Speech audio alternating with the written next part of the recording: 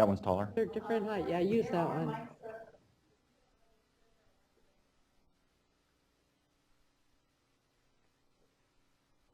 It's getting complicated here. No, you could stay there and be stately if you wanted to. Yeah, all right. Very good.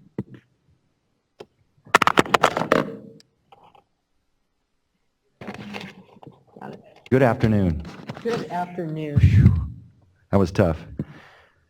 My name is Chris White. I'm the General Manager of Central California Irrigation District, one of the 4 exchange contractors. The exchange contractor service area is 240,000 acres. We truly are small family farms. The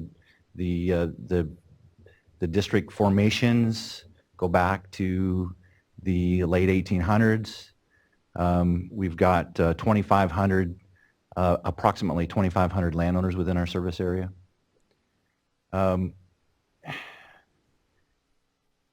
We're facing a situation going into this year, and I described this at the last meeting of the board a little bit. But in January, the promise of a nice January weather or December weather pattern just wasn't panning out. We were looking at inflow numbers into Shasta, which held some promise, and hoping that we were going to be at a 75%, our contractual critical year allocation. Our normal year allocation is 840,000 acre feet. Our January through August supply is about 720. In a critical year, our 75% supply is 650, and our availability for water under the contract January through August is about 616. At the end of February, looking and working, and one thing I want to say here is that we have been working constantly with CBO and measuring the risk biweekly as we've walked through this year. The change in temperature plan, and if we can't work around this, is very similar to, it's outside the risk that you would normally look at. This is like a canal break.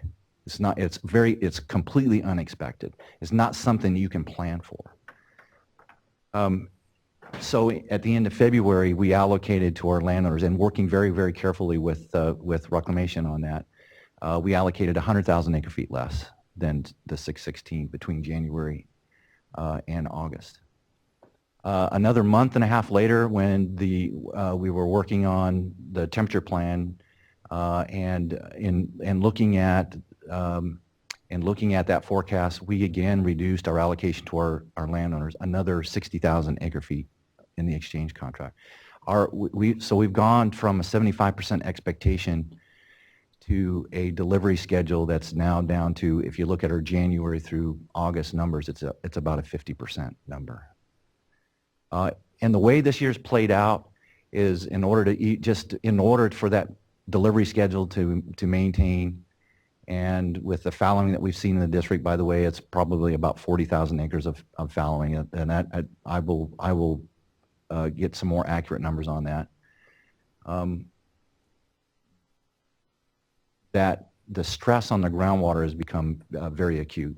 Folks are relying on the resources they have available to them to make up the difference. Because as we've gone through the year, some planting decisions are made in February, some planting decisions are made in March. But in June, the end of June, all those planting decisions have been made, and they're in the field. What is our precise position right now? We're towards the end of June. The water that's in San Luis Reservoir is either private water on the federal side or state water. There is very little project water left in the reservoir. And it's basically, we were expecting the 1,000 CFS pumping through the Delta, and that's 60,000 acre feet per month. When you look at our position now, once this water runs out and we're unable to borrow water from our neighbors, or the Bureau is unable to borrow water from our neighbors or from the state side, and why couldn't they? Because there's no certainty for the payback. We'll be off for July. that cascading effect of being off for July, I mean, you could say we had 100% allocation and then say you can't have water in July. That is going to kill a significant part of the crop that's in the field right now. And our estimate that you saw on the spreadsheet of 120,000 acres of row crop and 30,000 acres of permanent crop is an estimate, but it is trying to figure out how you would operate the system on that very depleted supply and trying to rely on what remaining groundwater assets we have available to us, which are already being stretched to their limits. Where we're at today, if we can operate around this, if we can do the borrowing, there is water in the reservoir to borrow. Our plan moving forward would protect Low Point and San Luis. Each of the agencies that you see here, we have a history of working together. The Grasslands Water District, as an example, their delivery system is through our delivery system. In fact, the canal system that you see in place today was designed by the same Miller Lux Engineering years ago. So we basically take water from the Delta Mendota Canal, runs through our system, and then we deliver it to the Grasslands. If we go into that season with our canal dewatered, it's going to take a significant amount of water, up to about 50% of their allocation, just to fill that system back up in order to make those deliveries. That would be terrible for the Grasslands folks.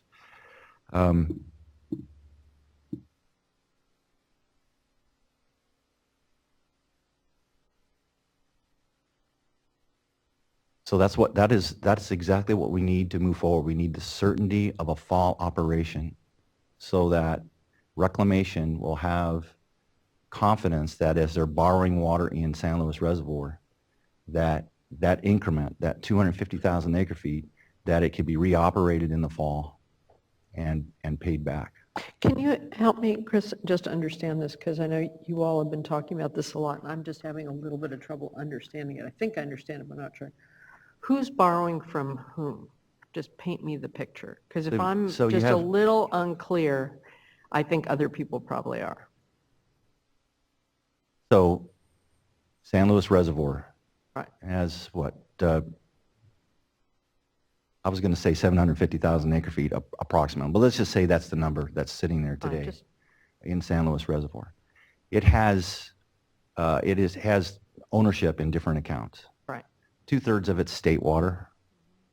A third of it is water that's there by virtue of the fact that our federal water district neighbors have gone out on the market, bought water, done some transfers, rolled from water into the reservoir from a previous year.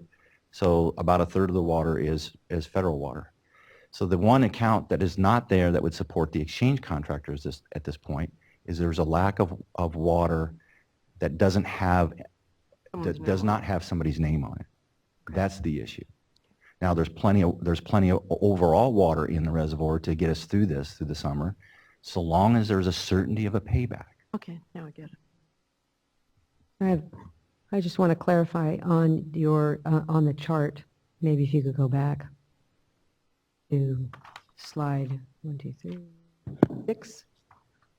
Okay, so 120 and 30, that would be abandoned acres as a result That would of, be, I characterize it as being destroyed, yes. right, okay. You already have 40 that are fallowed, so it's 190 out of 240. Of 240. Okay, That would be a so you're able to, complete devastation to okay, us. so those that haven't been abandoned or fallowed, they have access to groundwater or some other? It's not an even distribution. There's, as you may understand that, we are small but family farms. There are some bigger farms within the mix, and there's a lot of small farms within the mix. Generally, the smaller guys they don't have a well. Some of the bigger guys do. And the spatial distribution of our well field throughout the service area is not even. It is, and once the canal dries up, the opportunity to wheel water to different parts of the district is gone. So I think it's an optimistic picture to think that it's only 150,000 acres.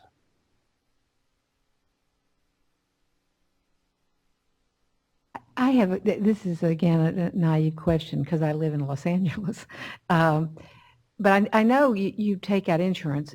Does it cover things like the temperature model not working? No, I'm serious. Does it?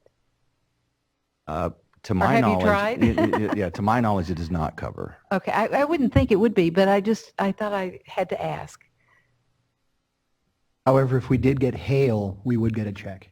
Right. No, no, hail's possible. I think Tom got hailed about a week ago or 2 weeks ago up in the Sierra.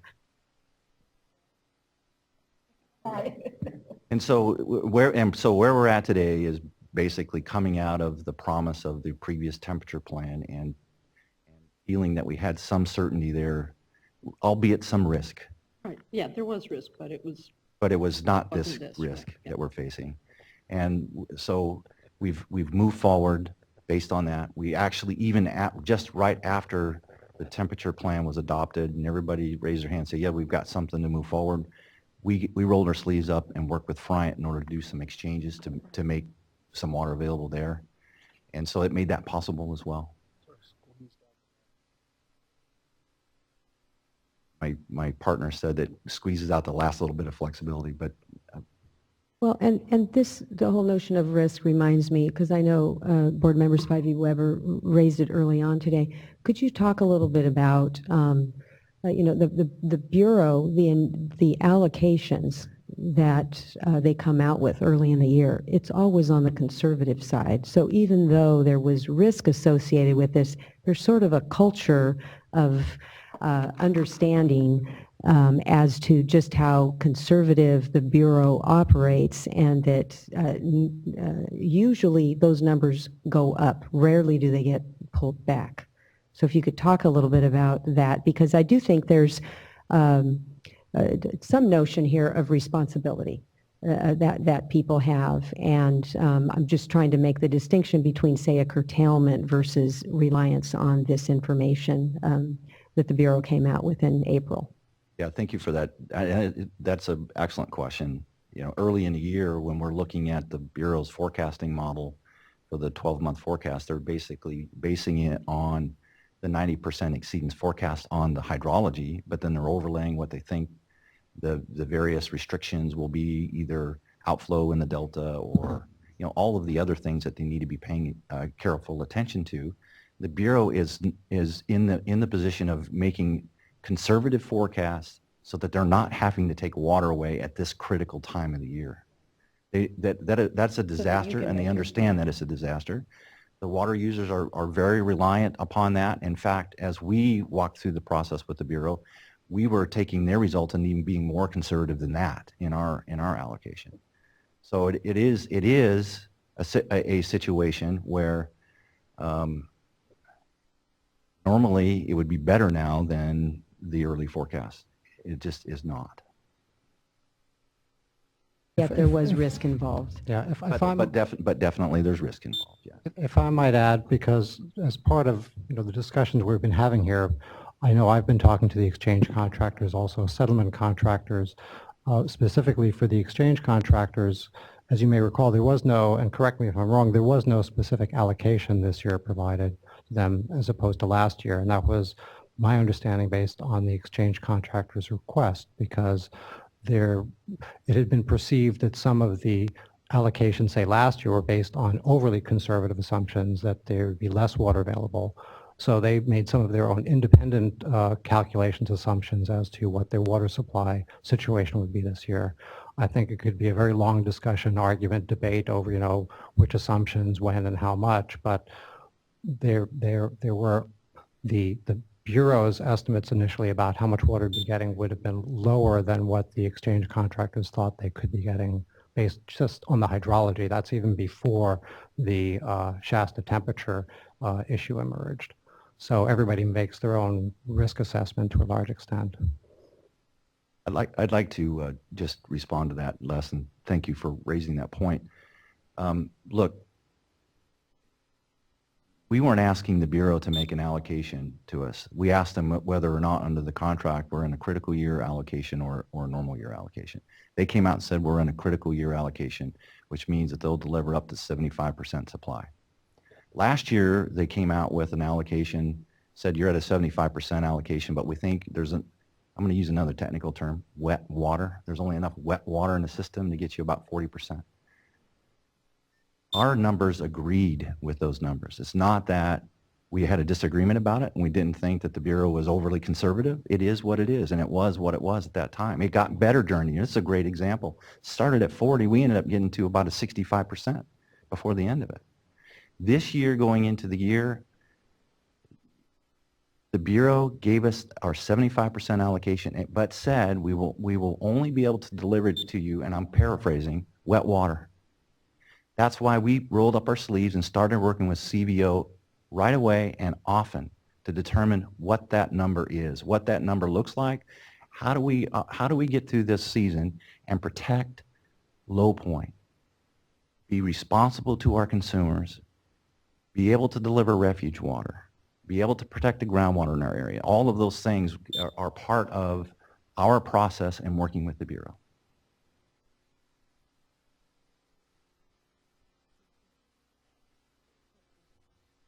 Unless there are any more questions for Chris, and I mean, feel free to ask throughout, but we'll move to Rick, or we'll move to Cindy Yao from Santa Clara Valley Water District.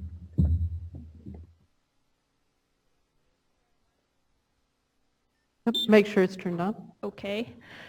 As Ara said, my name is Cindy Gaw. I manage the imported water unit at the Santa Clara Valley Water District. Santa Clara provides clean, safe water, flood protection, and environmental stewardship on behalf of 1.9 million residents and the economy of Silicon Valley. Today, I sit on this panel with my CVP colleagues south of the Delta. And while our perspectives sometimes differ because we are a very diverse group, we are working together, as Ara had described, to get through this year. And we are aligned with respect to the importance of securing our CVP delivery south of the Delta this year. Santa Clara supports protection of winter run salmon. In fact, we're very supportive of protecting that fishery. But we also understand that there are other important needs at stake. And you're hearing about some of those needs from this panel and over the course of the day. From an urban perspective in Santa Clara County, we're facing the risk of triggering a permanent land subsidence. In Santa Clara County, historically, we've seen up to 13 feet of subsidence during the first half of the 1900s, and that's resulted in communities, businesses, major wastewater treatment plants that have subsided below sea level and are subject to significant flood risks. The continuation of subsidence resumes, that would result in increased flood risks, exacerbation of those risks, as well as potential damage to infrastructure. And that could also include impacts to our wastewater treatment distribution system, which could result in human health impacts. So it's a big deal for us in Santa Clara County. For the past 1.5 years, our recharge ponds have, for the most part, been completely dry. There hasn't been enough water to support recharge of our groundwater basin. And our groundwater storage levels have dropped to the point where we are concerned about triggering the recurrence of permanent land subsidence. So we've been working to manage those risks by implementing a very aggressive conservation program. We are calling for a 30% reduction in water use in our county, which is higher than what's mandated by the state board. Because you've already conserved a lot. We have, yes, and we're asking for more. And at the same time, we're seeking to secure supplemental supplies. And part of those supplemental supplies, which are needed in conjunction with conservation to protect the basin, Part of those supplies we're securing through this pooled transfer through the authority that we've been talking about, the water that's being backed up into Shasta for release later in the fall. So it's really important to Santa Clara County that that water be delivered south of the Delta in the fall as planned. Another issue we're dealing with is not only dry ponds, but also creek drybacks. There's not enough water in the system in our counties to support healthy fish populations. And in particular, we're concerned about the health of the threatened Central California coast steelhead in 3 of our major creeks. Another issue is the San Luis Reservoir low point, as Chris described or mentioned several times. With this new operations plan, San Luis Reservoir will probably be drawn down significantly more than originally anticipated. And that could be a problem for the San Felipe Division, Santa Clara Valley Water District, and San Benito County Water District.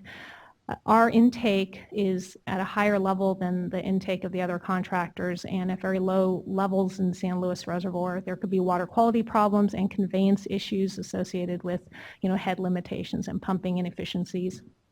Potentially just water going down below the intake that could affect the ability of our agencies to receive our CVP allocations. So that's a problem, and this would most likely happen in the late summer or the fall at the same time that salinity in the Delta could be elevated. And if salinity in the Delta is problematic, that could affect our ability to take water down the South Bay Aqueduct. So both our state supplies and our CVP supplies could be impacted. And the worst case scenario is if San Luis Reservoir is drawn down and it stays down through the fall because there's no pumping to sustain filling it again. Water quality is currently a problem for us down the South Bay Aqueduct. Salinity is elevated. Bromide concentrations are high. Our Rinconada treatment plant is having trouble treating the water. We're seeing brominated trihalomethane concentrations that are elevated. We're having trouble meeting our target water quality criteria, which is 80% of MCLs. And if salinity increases over the course of the summer and into the fall, we'll have real problems with meeting the drinking water quality standards. So I think I'll stop there. This information just gives you a flavor of what we're dealing with in Santa Clara County on the urban side and why it's important to support flexible operations in the fall to help keep all of the stakeholders south of the Delta whole. And with that, I'll take any questions. Oh, thank you. I've spent a lot of time with you all in the last couple months, so a lot of that. Next, we have Rick Ortega, the General Manager of Grassland Water District. Chair Marcus, members of the board, appreciate the opportunity to address you again today. Rick Ortega, General Manager of not only the Grassland Water District, but also the Grassland Resource Conservation District. Here today representing 2,200 landowners and the largest south of Delta wildlife refuge in the San Joaquin Valley. Our district, in close coordination with the exchange contractor member districts and the San Luis Delta Mendota Water Authority, also convey the water to the state and federal wildlife refuges in our area. Refuges in the San Joaquin Valley provide over 90,000 acres of high-quality managed wetland habitat for hundreds of species, including dozens of threatened and endangered species, such as the giant garter snake and the California tiger salamander. Our wetland complex, that we refer to as the Grassland Ecological Area, provides wintering habitat for millions of ducks, geese, shorebirds, and other migratory species each year, hosting roughly 20% of the total migratory water bird population in North America and 60% of the Pacific Flyway. The importance of the ecological area as a refuge for biodiversity in California cannot be overstated. The ecological area comprises the largest contiguous wetland west of the Rocky Mountains and the last remaining expanse of riparian habitat in the San Joaquin Valley. The protection of the ecological area and its water supply was a critical component in the successful delisting of the once endangered Aleutian Canada goose. The district has followed closely the development of the Sac River Temporary Temperature Operations Plan in an effort to emphasize the effect that it has had on our last remaining California wetlands to date and to determine what further impacts it will have on refuge water supplies in the coming months. The May operations plan provided a release schedule that accommodated exports to keep the South of Delta conveyance charged, so the upper DMC, the lower DMC, the Mendota pool, the exchange contractor conveyance charged and primed to deliver a minimum refuge supply to meet critical needs. Throughout this water year, I was asked repeatedly by Reclamation for delivery schedules, given a 75, 65, 55, and even 30% schedule of just our fall and winter allocation, knowing that the only summer water available to the habitat would come via groundwater, which we have very limited capacity in our neck of the woods. The question I posed to myself and the state and federal managing agencies is, what is the minimum amount of water and the accommodating delivery schedule needed for South of Delta refuge sustainability and the avoidance of avian disease outbreaks this coming year, both botulism and cholera, especially considering food resources are already greatly depleted and the risk of disease remains extremely high. Last year's supply at 65% of our level 2, which really equates to about 50% of our total supply. Short of the wet December was just not enough. We started to see disease, birds dying, both botulism and cholera. We were very fortunate with the December rains. It expanded our footprint. The bird densities reduced dramatically, but obviously we can't count on that this year. 2015 is the second consecutive year that the CVP operations on the Sacramento River have precluded spring and summer irrigations in the ecological area and greatly reduced fall and winter refuge water deliveries. The resulting impacts to the habitat and the biodiversity of the ecological area is significant. Biologists now fear that the last remaining breeding population of giant garter snake in the San Joaquin Valley, which is located near Volta, will not persist. Tricolored blackbirds and local breeding birds and pheasant populations have also plummeted. Migratory bird returns have also declined dramatically. Operational decisions that continue to deplete the ecological area of water may cause permanent and irreversible damage to the species of concern and the migratory path of the Pacific Flyway.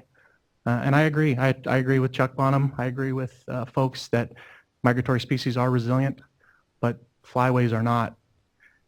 If birds try to find this habitat and it's not there, they find it, and then the following year they don't bother to go back and see, hey, did Grasslands figure it out? Did the state board figure it out? So very concerned. The state board is now currently considering a revised temporary operations plan, which also consider future extensions of the revisions to the TUCP for the operation of the CVP. Please ensure that protective measures for refuges are put in place as a part of this process.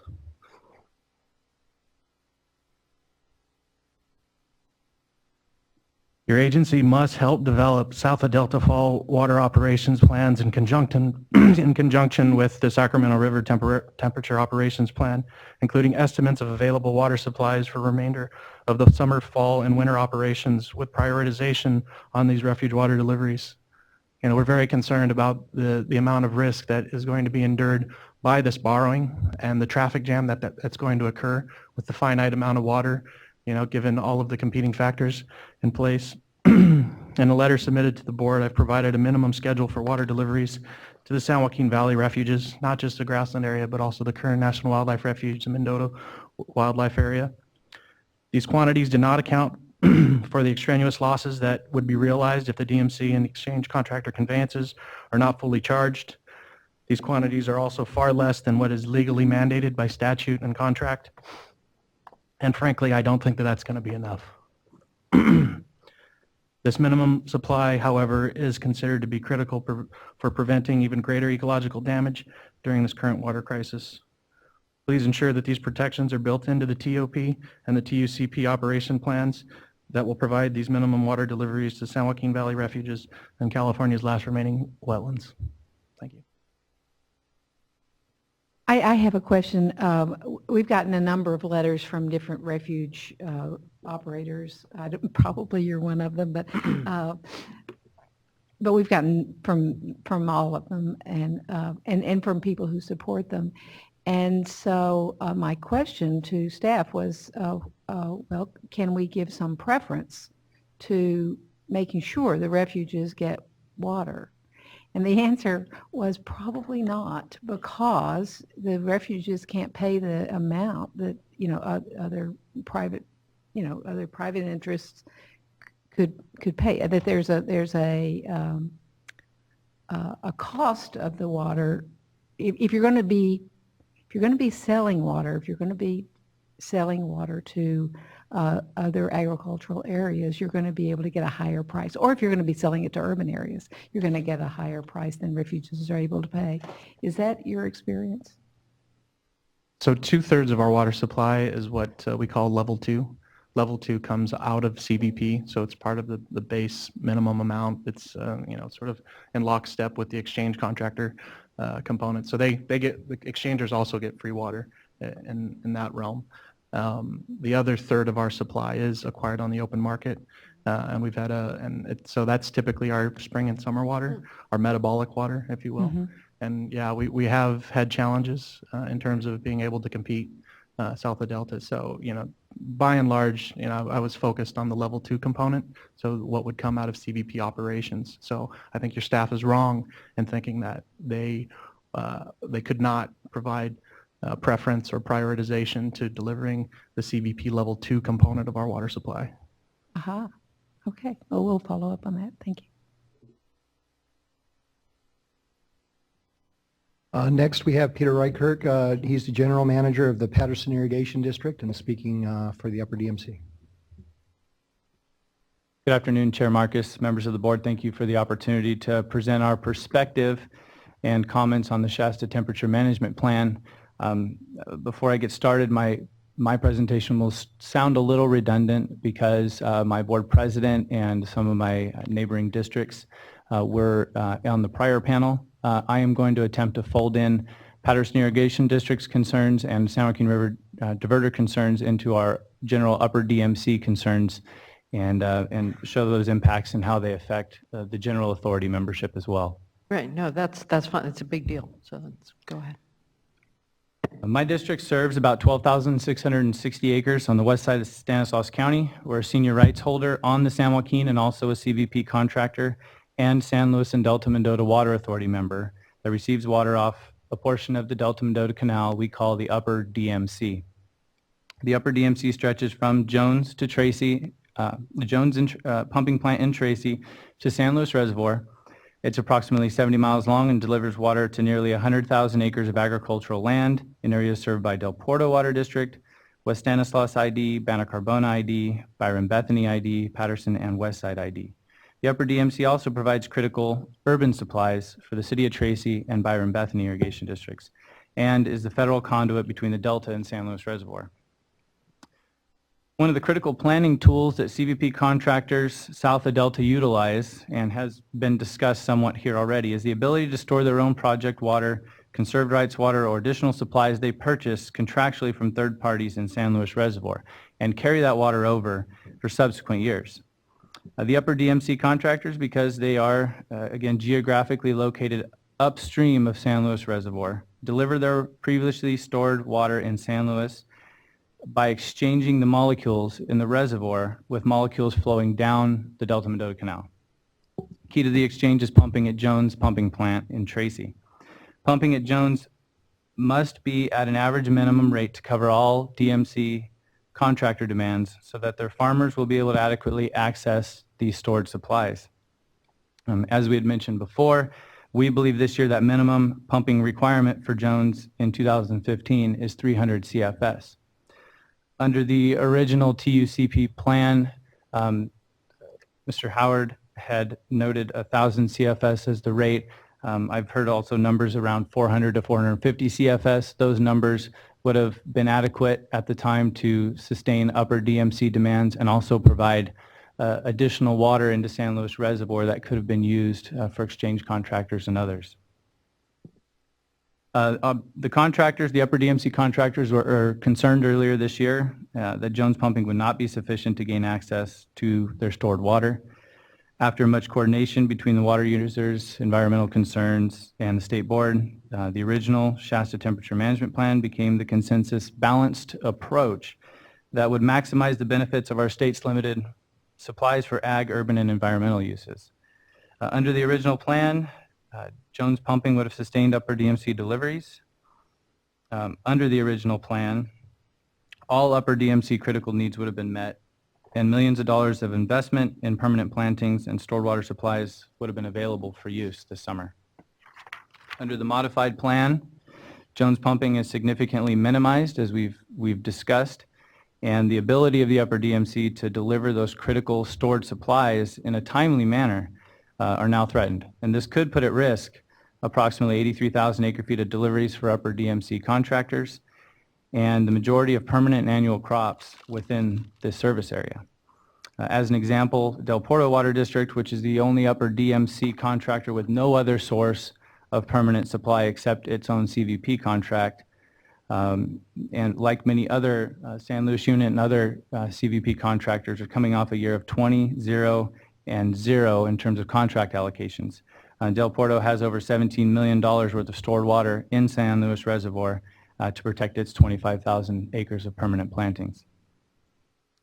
Patterson Irrigation District and its upper DMC districts, who presented in the prior panel, again have rights to divert from the San Joaquin River.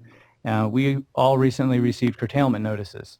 In anticipation of those notices, both last year and this year, those districts, we stored water in San Luis Reservoir as an alternate supply, and as my board president noted, to keep crops alive and to assure that crops that were planted with the original plan in mind, with the limited allocations we were going to provide with that stored water, would be carried to harvest. Compounding curtailments with no access to our contingency plans, our stakeholders will fall critically short this year. In my district alone, without access to stored supplies, our estimates for both permanent and annual crops could be between $400 and $500 million based on UC Davis data. Under the modified plan, a cessation of Delta pumping will not only strand millions of dollars in water costs and permanent planting investment, but also billions more dollars in current year crop losses and present further hardships to urban users south of Delta.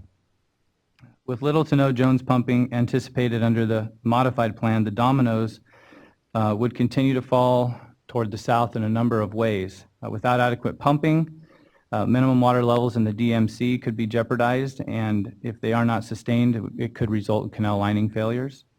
Water quality and access issues, as Cindy had just noted, in Santa Clara would be further exacerbated by low point concerns in San Luis Reservoir if the upper DMC is not being met with Jones pumping. And additional borrowing and risk would be required, as there's been some discussion about the borrowing issue now, to sustain south of Delta deliveries through 2015. And without upper DMC deliveries, that reliance of fall pumping becomes that much more significant for south of Delta users. Most on this panel have or will speak to these interrelated operational issues and the critical nature of these. In order to sustain upper DMC stored water deliveries under this fourth year of drought and to buoy south of Delta supply, my ask and my urge is that the state board consider the following solutions. Balance is the word that's been used quite a bit, but I'm going to reiterate that. Please balance the possible fisheries impacts with the probable agriculture and refuge losses and the urban impacts of that unreliable and constrained Delta pumping would present this year. Keep the ability to maximize Jones pumping at a minimum of 300 CFS intrinsic within the framework of the modified TUCP to allow for upper DMC agencies to access stored water and for M&I needs.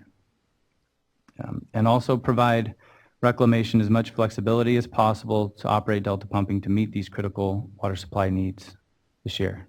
Thank you. Very good. Next, we have Lon Martin, General Manager of San Luis Water District, and speaking for the San Luis unit. Good afternoon, Chair Marcus and the board members. Appreciate your time and attention. It's greatly appreciated. Lon Martin of San Luis Water District. Our district is located near Los Banos, predominantly to the south. We are south of the San Luis Reservoir. Actually, portions of the San Luis Reservoir reside within our district. Our district encompasses about 65,000 acres. Since 2009, we have fallowed over 35,000 acres, and we're down to about 30,000 acres of planted and irrigated crops. All of our crops are drip or micro irrigation. In addition to that, we have 2 rural communities that will provide M&I or water for residential and commercial uses, Santa Nella and the San Luis Hills area. As we've all been acutely aware of the revised Sacramento River Temperature Management Plan adjustments that are underway, it has unraveled many transfers, operational arrangements, and efficiency characteristics that were once in place. So essentially, we're having to go back to the drawing board. And I think unprecedented cooperation between east and west, north and south districts has really championed the solution. And you've heard on this board and this panel a solution that I'm going to reiterate because of its importance. But I think we have a way to mitigate and to plug that gap. But there's current assurances from the Bureau that have to take place to plug that gap. And let me help explain a few of those things. The San Luis Water District, as we all know, is a CVP contractor going on 2 years of zero water allocation. For the last 2 years, the only way we've been able to survive is through the acquisition of water from north of the Delta, south of the Delta, and local acquisitions. That investment, not only for our agricultural folks, but our M&I folks, is about a $20 million investment in the San Luis Reservoir currently. The expectation was to use that water this year and next year. So we're planning on some carryover into the 2016 water year in the San Luis Reservoir. Even if California receives an average or normal precipitation for 2016, due to the reservoir conditions throughout California, more than likely we're going to see a very low allocation or possibly a zero allocation for 2016.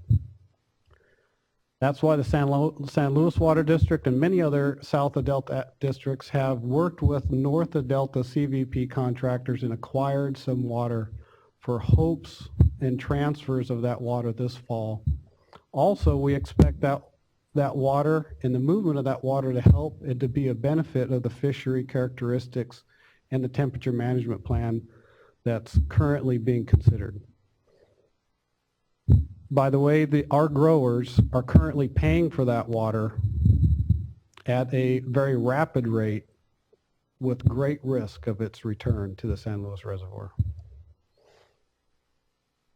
The current catastrophe and urgency that's before us is our senior water rights holder, like Chris White described with CCID.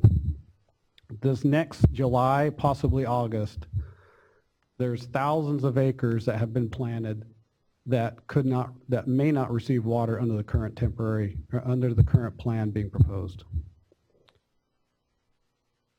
The borrowing of water and the use of that water in San Luis Reservoir is a solution that we embrace. And that water includes water from Patterson Irrigation District, San Luis Irrigation District, Westlands Irrigation District, all those districts that have carryover water in the San Luis Reservoir. The critical component is that water's got to be returned during this fall operations. We realize the salmon fishery requires a reduced flow during those summer months. There's a possibility that internally we can develop a solution to bridge that gap. However, it's absolutely critical that those water supplies are replaced from August through the middle of November. We also have to ensure that the Grassland Water District, on top of that replacement, receives their allocation. And we have to ensure that our transfer water is delivered during that same time frame. As Rick Ortega explained, there's a potential for a bottleneck to take place. And it's important for us to understand from the Bureau and the board those risks involved in managing that bottleneck if it were to come to that.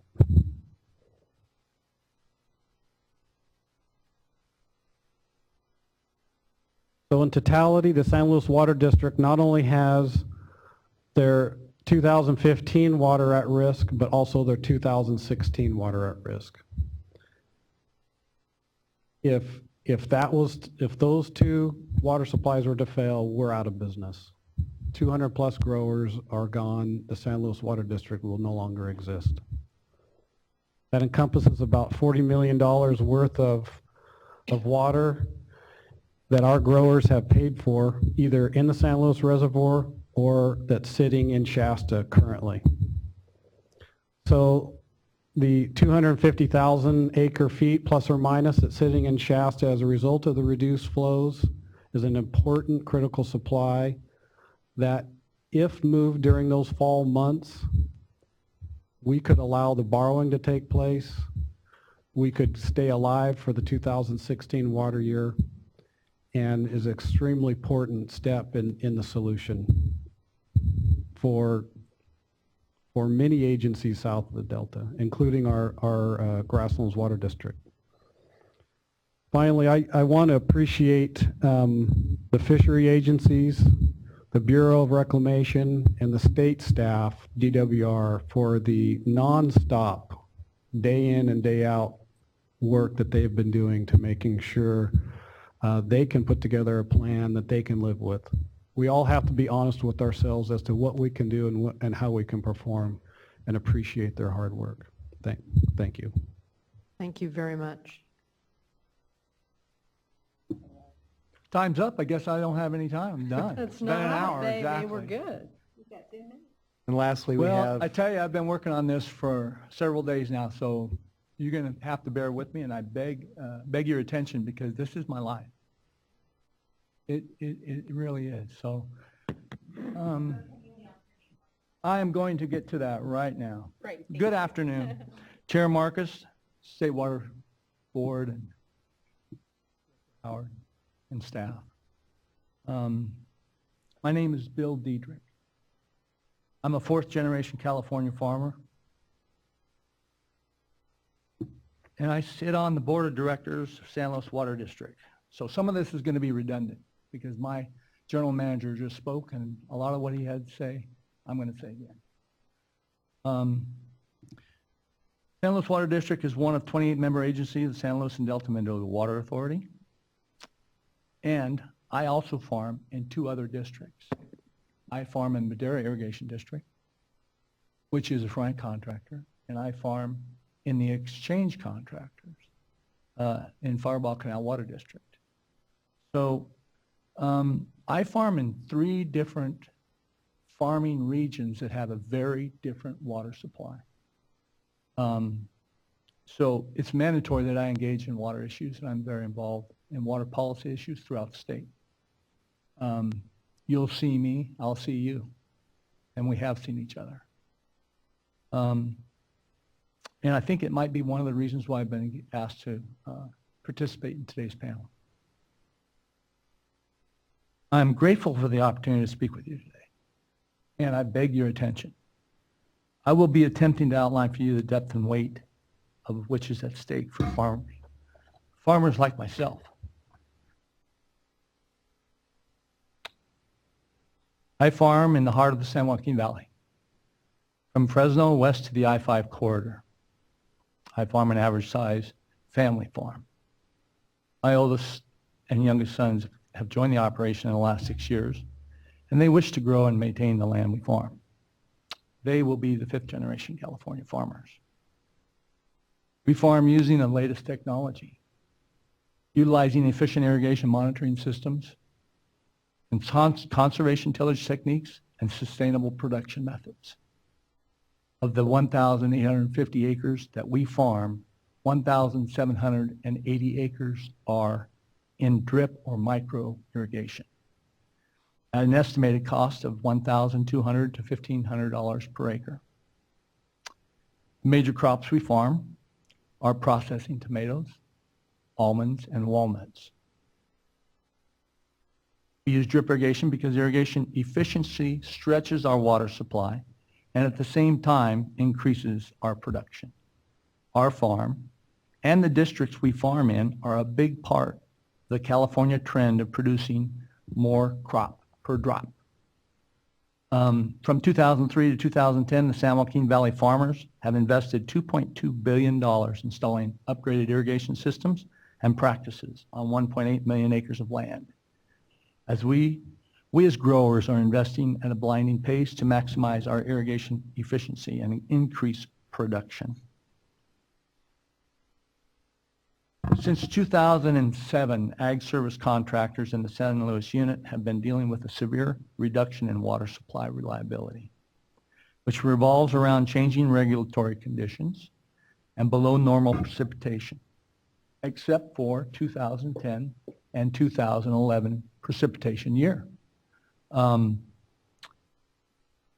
which as a result of chronic regulatory tightening, as you well know, the Northern California 8-station index had a total precipitation of 72 inches that year. The average precipitation on that index is 50 inches. So we were 22 inches over our average precipitation, and we received an 80% allocation that year, which was rather shocking.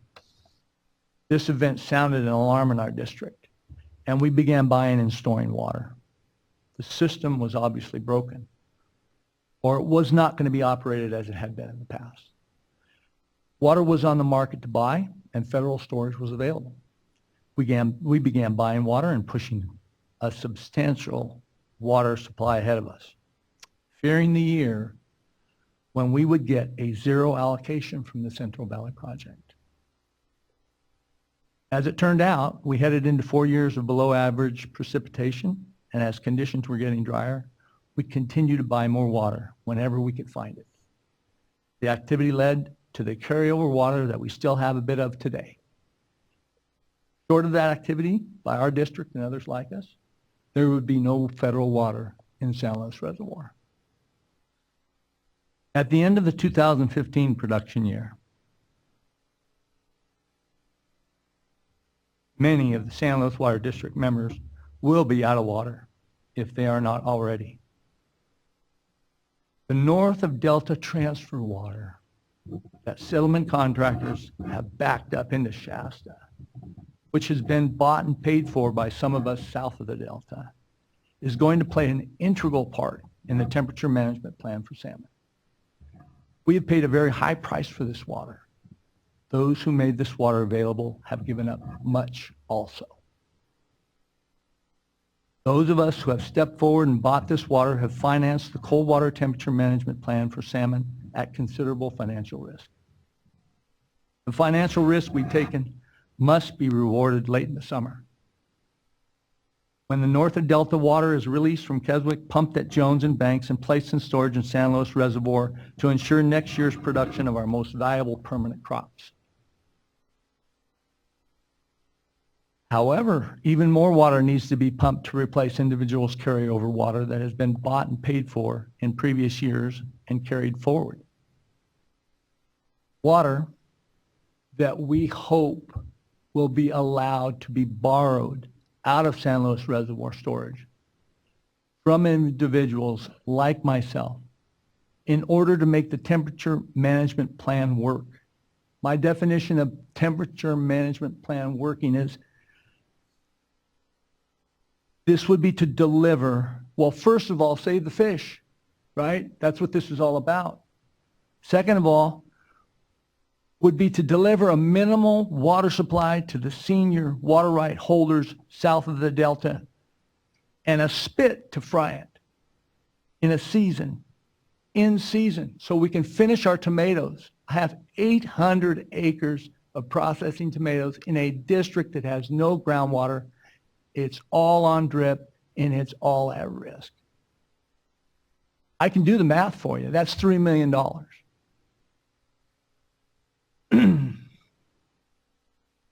So we're hoping that we can get a little bit of water in season to finish our crop. Then we need to move the transfer water to San Luis Reservoir and pay back any south of Delta water borrowed this season to get us to finish our crop. We all benefit from this maneuver. However, we ask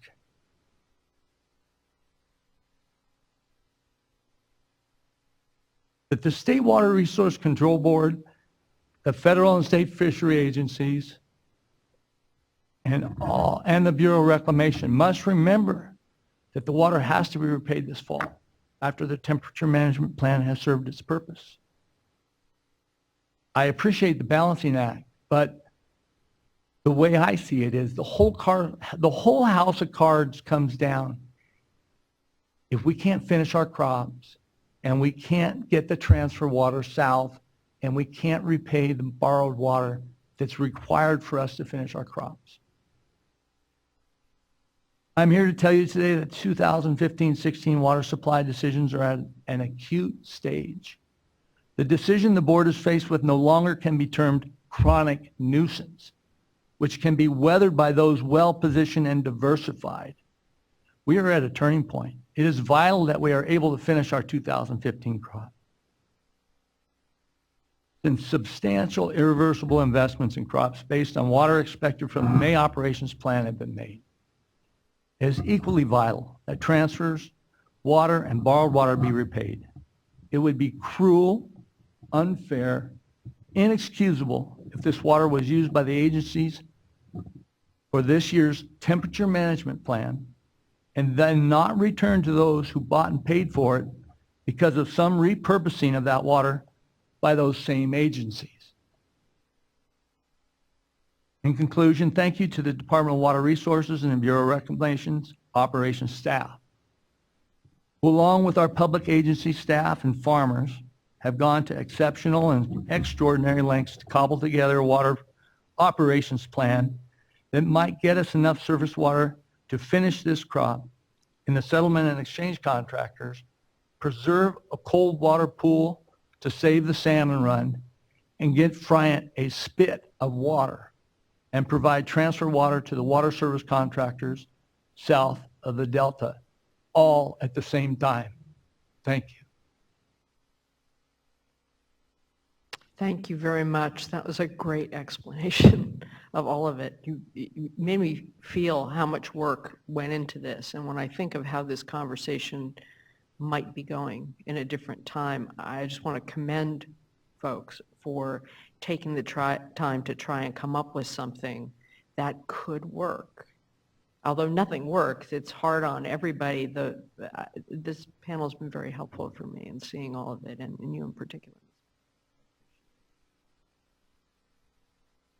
Any further questions?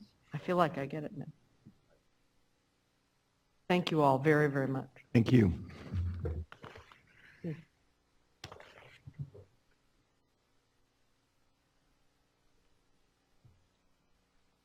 I think we're now going to move to public comment, but I think in keeping my promise, we will try and take a 10-minute break, and then we'll be right back.